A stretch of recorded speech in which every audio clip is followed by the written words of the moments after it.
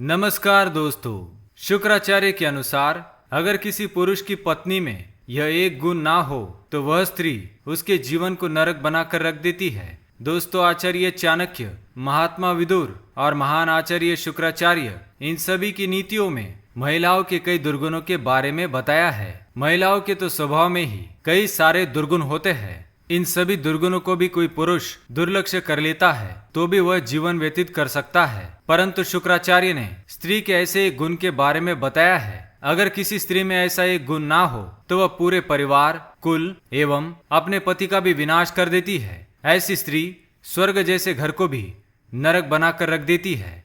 इसलिए विवाह करने से पूर्व स्त्री के अंदर ये गुण है या नहीं, इसकी जांच अवश्य कर लेनी चाहिए, नहीं तो अनर्थ होना तय है। जिस प्रकार स्त्रियों में दुर्गुण होते हैं उसी प्रकार पुरुषों के अंदर भी दुर्गुण होते हैं। शुक्राचार्य ने अपनी नीति में नीच पुरुषों के भी दुर्गुण बताए हैं और स्त्रियों को ऐसे पुरुषों से दूर रहने की सलाह भी दी है। लेकिन ज्यादातर महिलाएं स्वेच्छाचारिणी होती है और इन बातों को ना मानकर स्वयं ही अपने अनर्थों को आमंत्रण देती है। वह ऐसे पुरुष से विवाह कर लेती है जो उसे मृत्यु के मार्ग पर छोड़कर भाग जाता है।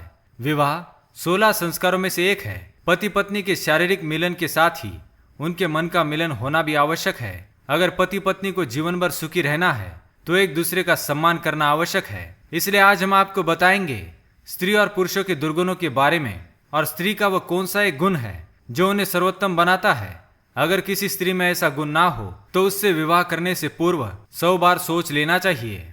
आइए पहले जान लेते हैं स्त्री और पुरुषों के दुर्गुणों के बारे में। शुक्राचार्य के अनुसार महिलाओं में कुछ ऐसे दुर्गुण स्वाभाविक होते हैं जिनका वे त्याग नहीं कर पाती।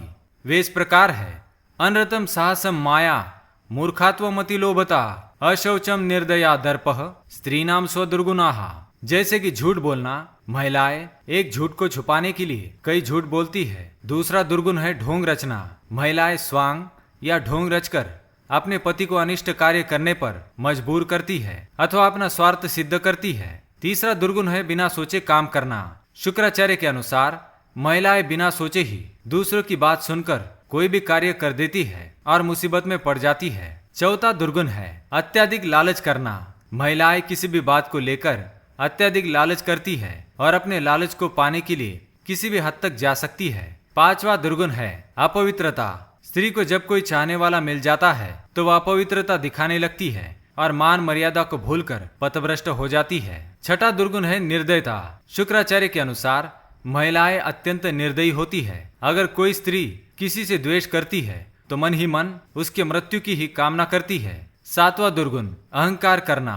स्त्री को अगर अपने रूप पर अहंकार होता है तो वह सारे संसार को तिनके के समान समझती है और स्वेच्छाचारिणी बन जाती है। वह शास्त्र, दंड और अपमान किसी से नहीं घबराती और अपने ही मन की करती है। तो ये थे स्त्रियों के दुर्गुण, किंतु इन दुर्गुणों को भी दुर्लक्ष्य किया जा सकता है।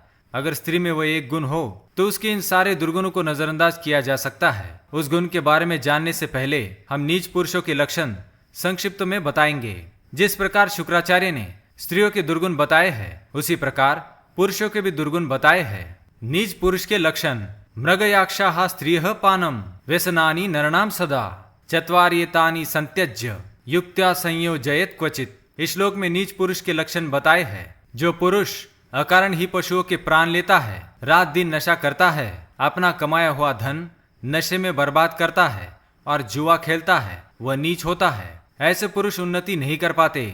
नीच पुरुष का सबसे बड़ा दुर्गुण यह भी होता है कि वह सदा स्त्री संभोग की कामना करता है, चाहे अपनी हो या पराई। वह स्त्रियों से संभोग करने की इच्छा रखता है। वह किसी भी स्त्री का सम्मान नहीं करता। उसके लिए स्त्री केवल भोग विलास की वस्तु होती है। अतः ऐसे नीच पुरुष से दूर ही रहना उचित है। तो ये थे नीच पुरुष के लक्षण।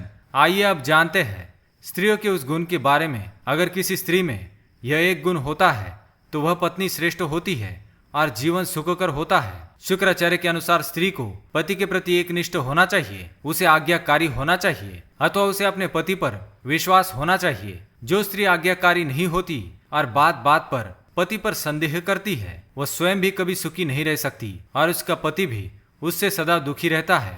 तो दोस्तों, क्या आपकी भी पत्नी में ऐसा गुण है तो हमें कमेंट में जरूर बताएं। अगर यह नीति पसंद आई तो वीडियो को लाइक करें, कमेंट करें और शेयर करें। साथ ही चैनल को सब्सक्राइब करें। धन्यवाद।